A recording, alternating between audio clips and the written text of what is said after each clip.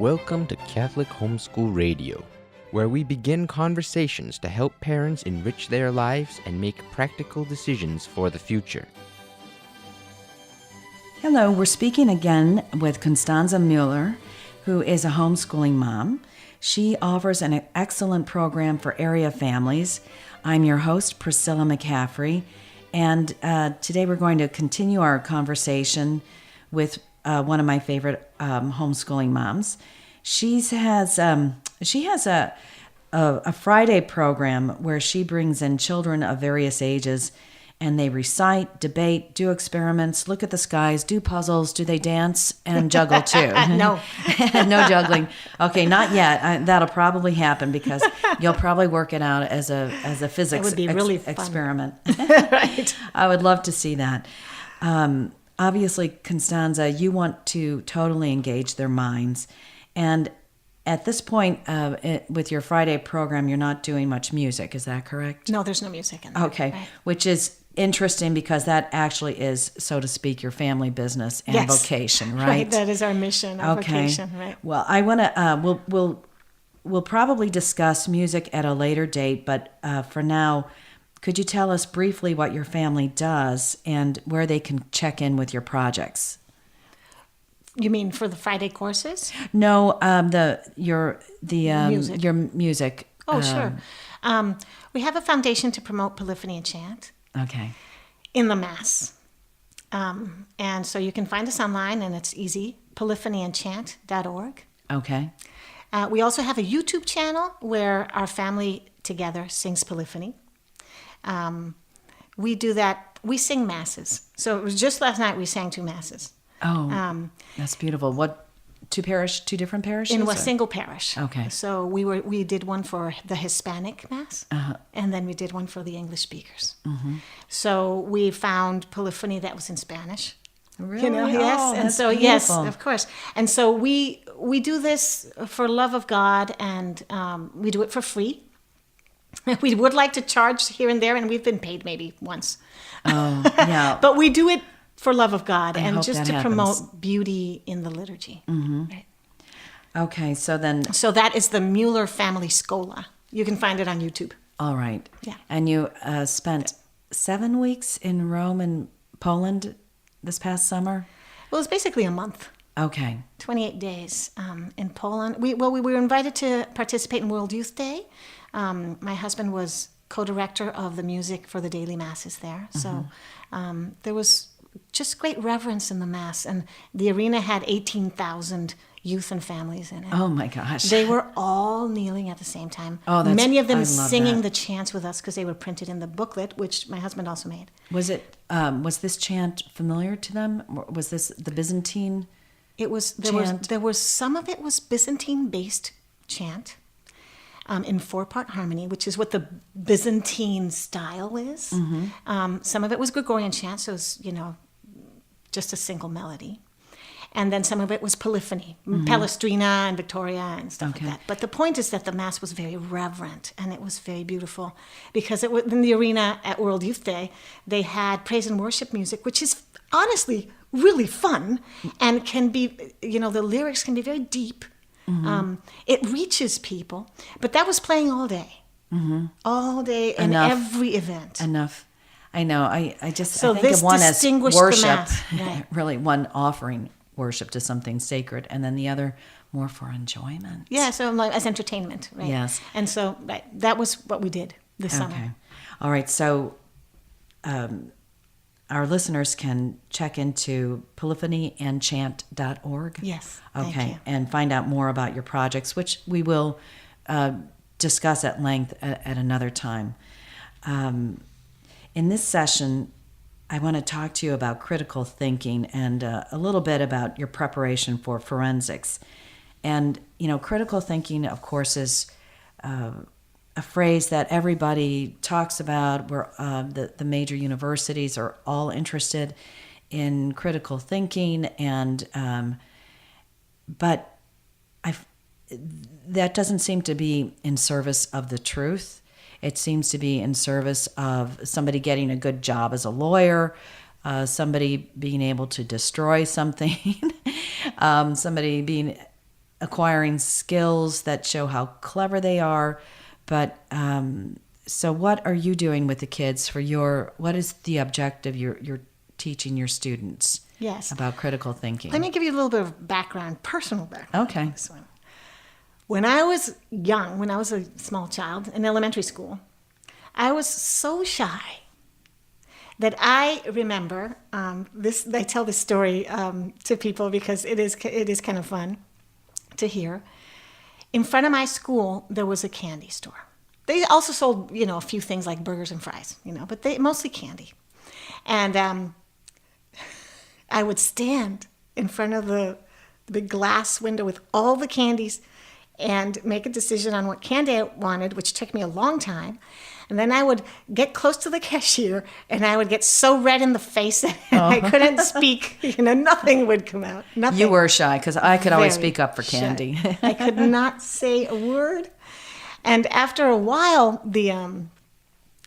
this happened many times over the years. After a while, the lady would say, "Honey, do you want something?" Mm-hmm. And so I just couldn't speak, so I would point. Yes. Pointing, I could do. I pointed, and I never got the candy I wanted. Oh, no. You had to learn to speak up then. Yeah. I think there was one time when I got the candy I wanted, and I felt so elated. Yeah. So when did you finally decide to speak up? Well, God worked with me. I don't really understand the process very well, but it was something that came through music because I had a great love of God and a great love for music. So I became a singer. Mm-hmm. It was standing in front of people to deliver a song. Mm-hmm. Right? That sort of slowly made me capable of speaking in so public. That was and easier. By now I have taught pre-K to 6,000 people. Without pointing. Without just pointing. Yeah. Well, that's interesting. I must say, though, it's not an entirely strange experience. One of my children had a hard time going into, I would say, "Oh, run into the store, honey, and pick out so-and-so. They'll help you if you don't know where it is." "No, Mom, I can't do that. I can't talk to a stranger." and I sort of grieved for her, thinking, "Oh my gosh, what have I've failed here." But it's just a personality trait for some children to last longer. But also, I found I would just have to give them the words to say. Sure. And so that they knew this is a perfectly normal statement. People ask them that all the time. And I do think that's one of the first kind of liberating things for a little child is to be given the correct words. And that's why when they are called upon to recite, even though they're shy, they've been given what they know are the correct words. Right. They have the answers. Nobody's going to challenge them. So at least they get over, some of their problems. Sure. So, well, I like that because I think that is part of my goal. I see it on, let's just say the ultimate goal for me, teaching kids from 7 to 12, critical thinking, logic, and rhetoric, is that they will be able to speak freely, but hold on to the truth. Mm-hmm. In a world in which I just see that there's just a trend to speak from emotion and to assert things from emotion without necessarily any truth being explored. Mm-hmm. And in the end, not just for apologetics, which are the most important thing we can do, okay, is to teach people the faith or to get closer to God by just a witness here and there. You need to have the right argument at the right time for the right person. Mm-hmm. And that has to do with your heart. You have to care for the soul in front of you and say, if I phrase it this way, the person might listen. So have you been able to do that with the kids to get them, are you able, I don't know if they're old enough yet to have a great desire to convey some truth, because right now they are acquiring skills. Sure. But are they anticipating being missionaries in a sense of the truth. Have you conveyed that to Well, your I kids, have. or do they? I mean, you wouldn't necessarily need to. I just wonder if they have picked up on that. Well, I think they have. In my classroom, I've had, typically from 5 to 10 students a year. So this is only my third year teaching anybody outside my home. Mm-hmm. Or inside my home, but from another family. Yeah. And these kids have been either, Catholics from devout families or Christians from devout families, devout Protestants, I should say. And they do care about teaching others about Jesus, as the Protestants would say. And of course, for the Catholics, there's a lot more to teach. Yes. a lot more truth, right? But in the end, I do believe that the importance of engaging in debate. Now, to me, I'm kind of, in some ways, perhaps I was that shy because I was deeply conflict averse. So what I am teaching kids are tools one by one. Okay, so it's very easy to describe. I say, what is critical thinking? And these are kids 7 to 12. Remember, they're still very young, right? 7 to 12. What is critical thinking? And we describe it as solving problems. Okay. Effectively, holding on to the truth, right? And logic are the steps by which you reason and never leave the truth. That's what logic is. So if you make a mistake, which we study all the fallacies, okay? So we study the fallacies in order to say, if you go that way, you could lose the truth. So that's why it's a fallacy, right? Then we also study rhetoric, which is, as we say, how to persuade others. And we all need to persuade others. Like persuade the lady to hand out a candy for me, right? And so, I didn't at that point have any of this. But I have noticed that my children are more aware of what advertising does, for example, right? How they're manipulated. Right. Because the modern man is surrounded by marketing everywhere. Right. Everywhere. It's a commercial society. Yes. I don't know. It'll be, right now the people have it on their devices. They can't get away from it. It's worse than ever. Right. And so I want the kids, first of all, to have a little bit of a, guard. Yeah. Resistance to the word on the outside, definitely. Yes. And so then they can see this person's trying to persuade me. And I see the technique. And it's effective. But I still don't think that that's what's right for me, right? Because I can hold on to a deeper truth that's personal, and so that's not of interest to me. But we learn tools one by one. All right, like you've listed some of those tools, and so let me. So with the youngest kids.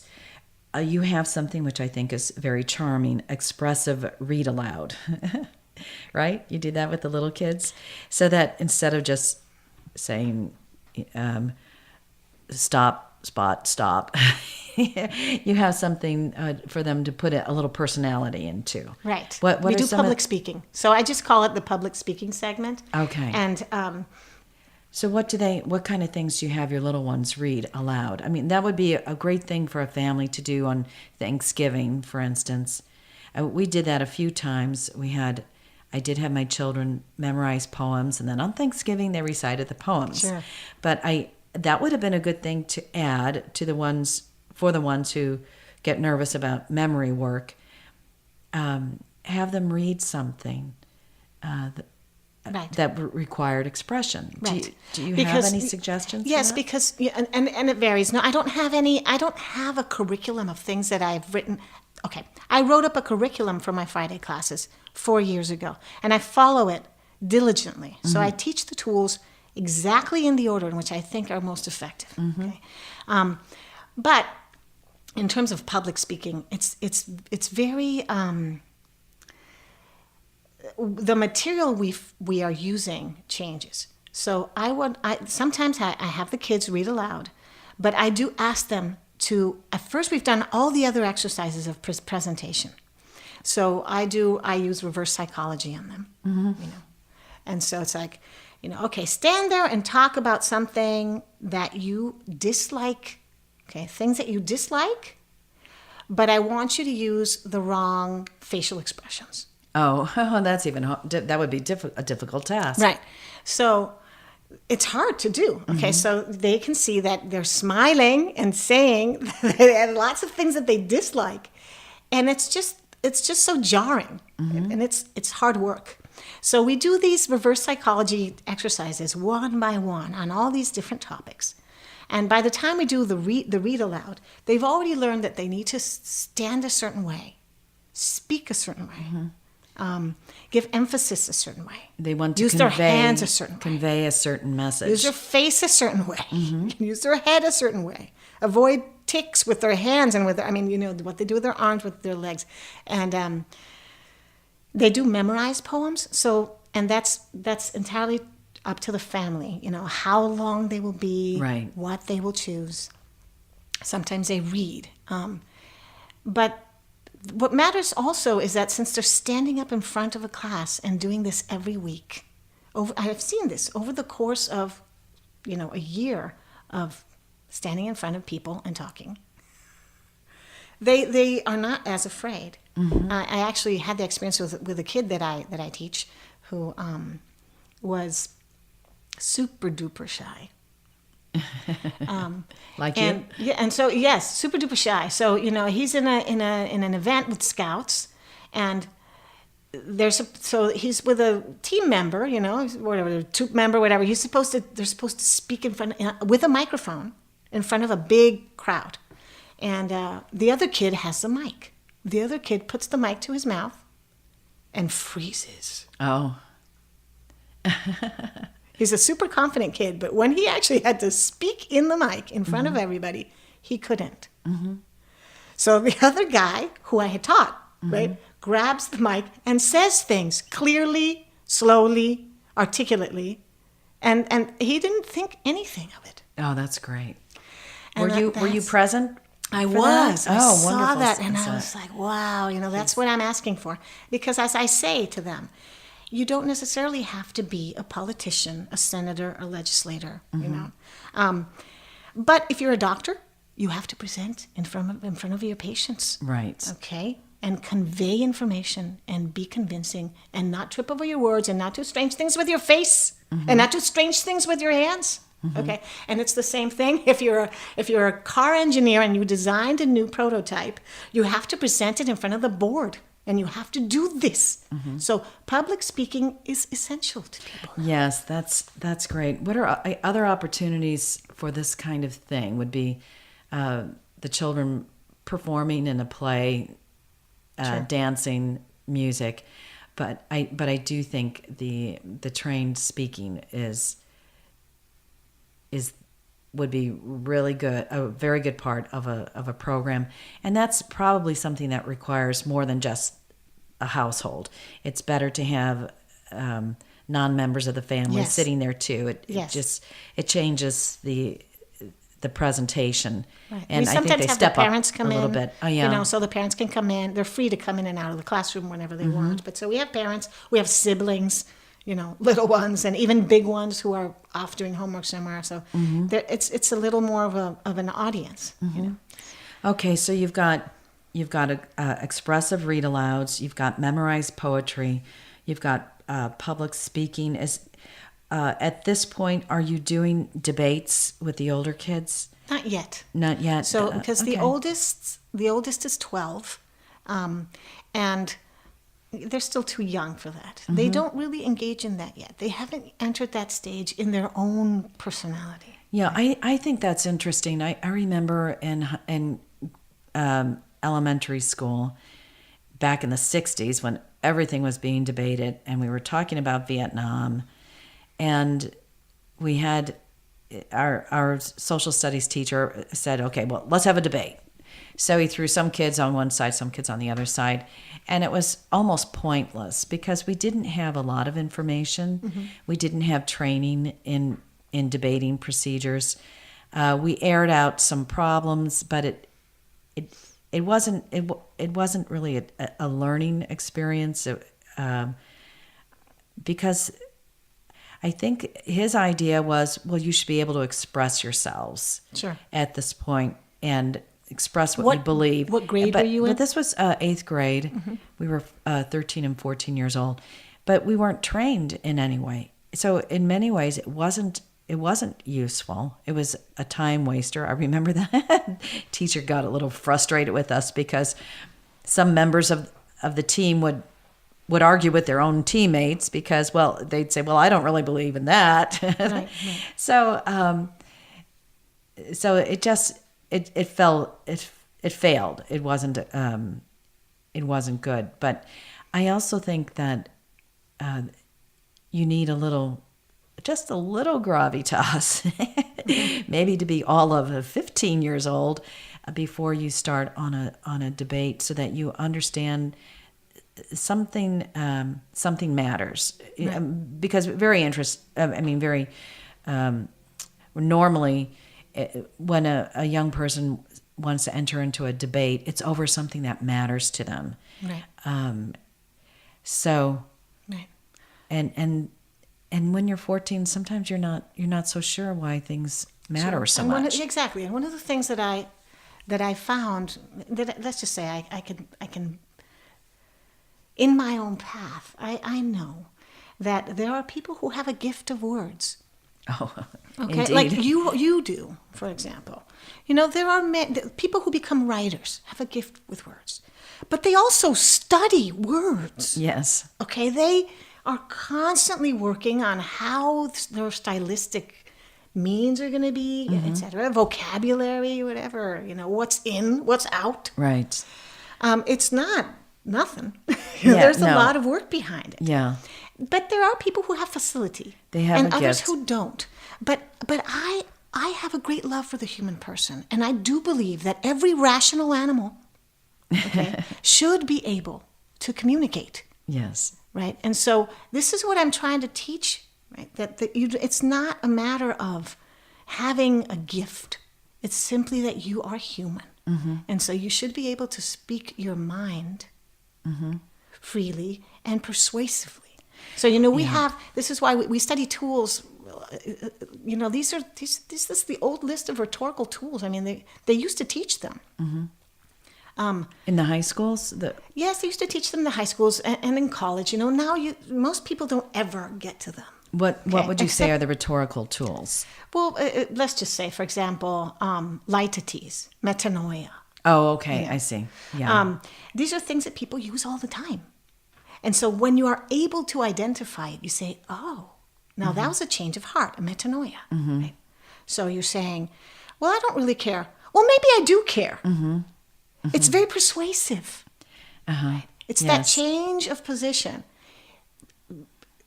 in front of the public that can be very persuasive, right? Or some other tool that you're using. Or I'm not going to talk about my opponent's involvement in the industry, which is another rhetorical tool, right? You're saying you're not going to talk about something. But you've just said Clearly, something. You're saying it. Yeah, right. But it doesn't seem as an attack, right? You're softening it. So that's another one of the rhetorical tools that we study. So we study rhetorical tools every week, and I think of it that way as a very very important strengthening of people's ability to just communicate their mind. I'm not turning them into the great spokesman. Yes, I know. And if they want to follow that path, that's fine. But I honestly, my great dream is to use this curriculum that I wrote and publish it and work with the missionaries of charity and give these books out so that the ordinary man, the low income, lowest, poorest of the poor, can learn to speak their mind and be averse to being persuaded without them reasoning things through. Well, that's to me that's a big problem there, because they're a very highly exploited class. Yes. And they have their spokesman loud and clear, and we hear it 24/7. So I'm thinking, not so much of that group, but of course, if it is in the service of the truth, if it is taught through the hands of the Sisters of Charity, that should work to a good end. But I'm thinking of just the average citizen. Absolutely. Poor, Rich, middle class, rich. Of any they ethnic have to background, learn. right. We do have to get back to conversation. Yes. We have to get back to conversation around the dinner table. Not just for our families, but for our neighbors. Let's talk about what's going on in our towns, and because people are disengaged Yes. from their responsibilities as citizens because we're so busy, and we're so used to someone coming in and saying, we'll take care of it, and as a result, we have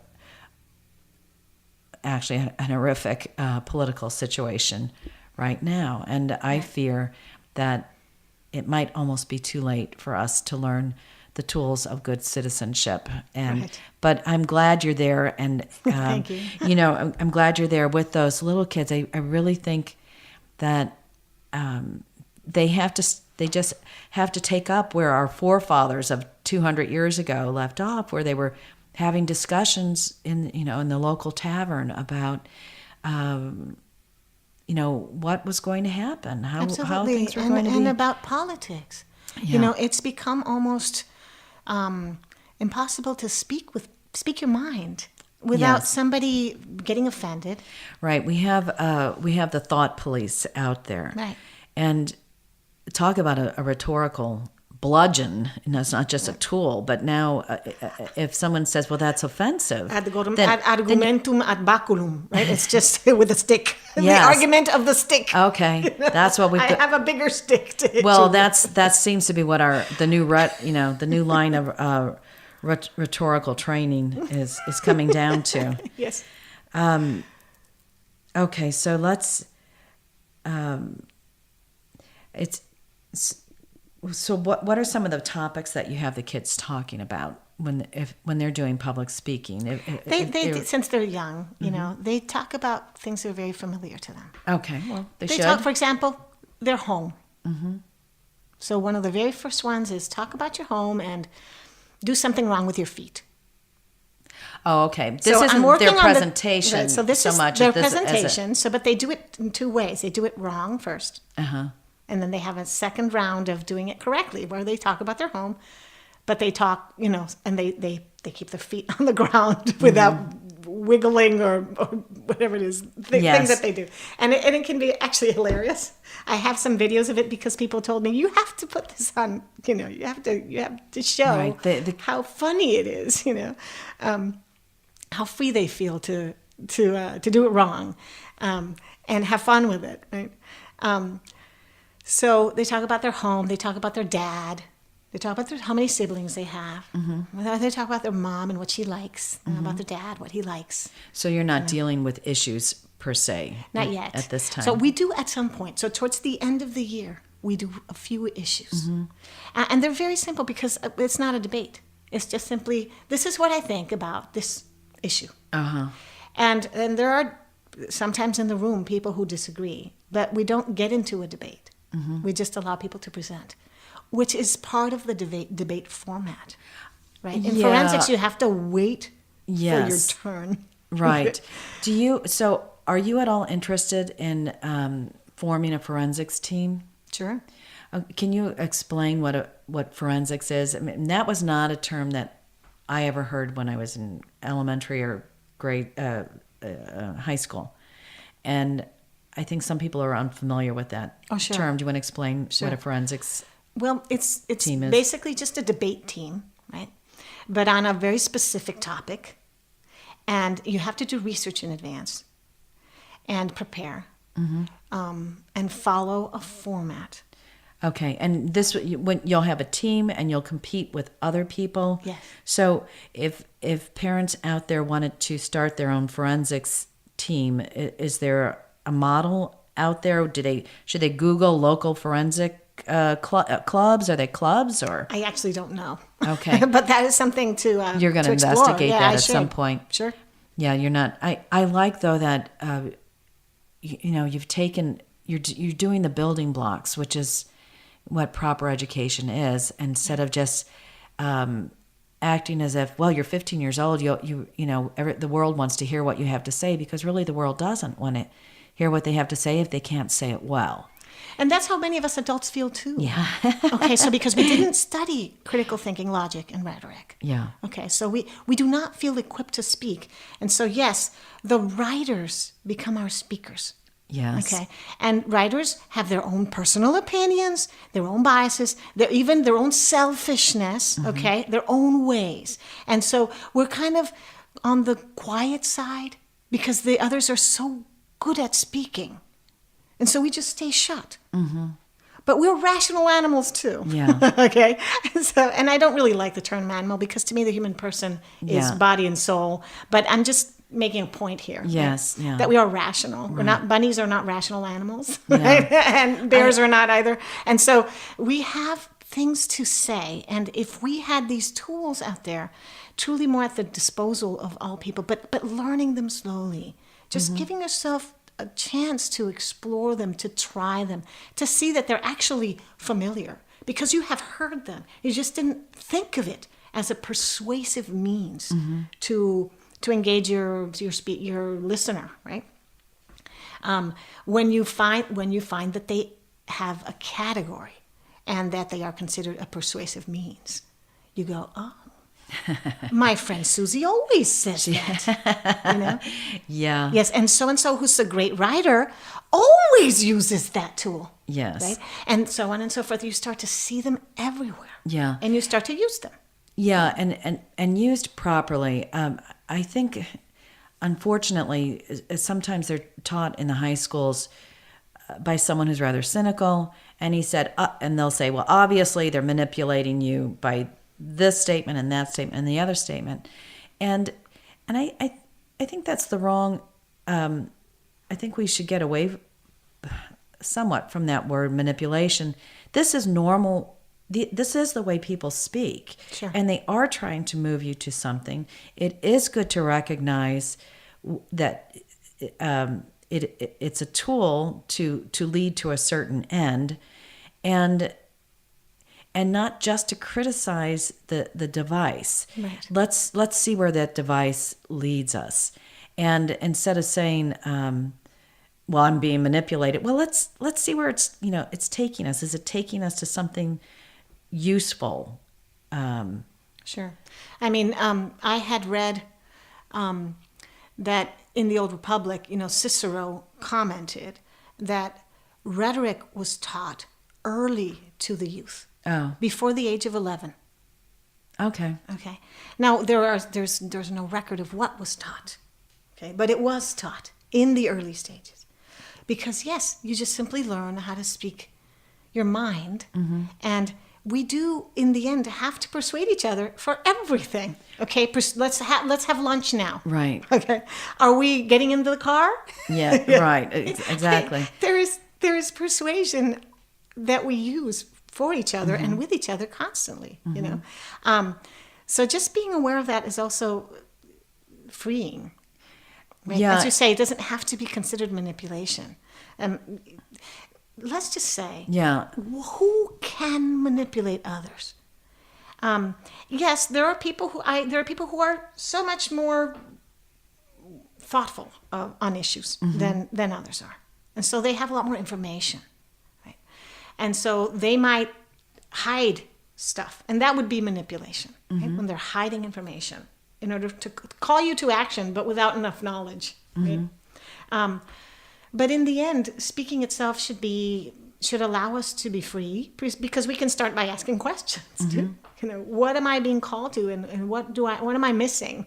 Right? Yeah, it's kind of a barbarous response, I think, for certain people to say, well, they're just being polite, they're just being courteous, to manipulate us, for certain ends. And if you think kindness and charity is a tool of manipulation, then you have lost sight of the grammar of a civilization. You can't speak to one another if that's the kind of accusation you have. And I guess by St. Augustine's time, the student of rhetoric was older. I don't think he would have spent much time with 11-year-olds. No, they didn't. And that was the trend, I think. For them to be older to get right, because you could debate at that point. Right, and so I think that was the trend. But I'm trying to rescue the old way of just teaching it. And I think probably without an agenda. I'm they not begin to teaching love it. any agenda. I'm just simply saying, if you want to be more persuasive, it sounds better this way, doesn't it? And so we try things. We try things with a rhetorical tool. Then we try them simply. So if I say a statement simply, it's grammatically correct. It works. It conveys the message. But if I say it with this tool, let's try it. What do you think? What would you prefer to hear? Do you have any? You said that you worked out a program for this. Do you have any suggestions for our listeners of what would be a good, some good workbooks for the young kids? I love a guy named Dr. Marty. And how do you spell that? Mardy. D-Y, okay. He has a blog.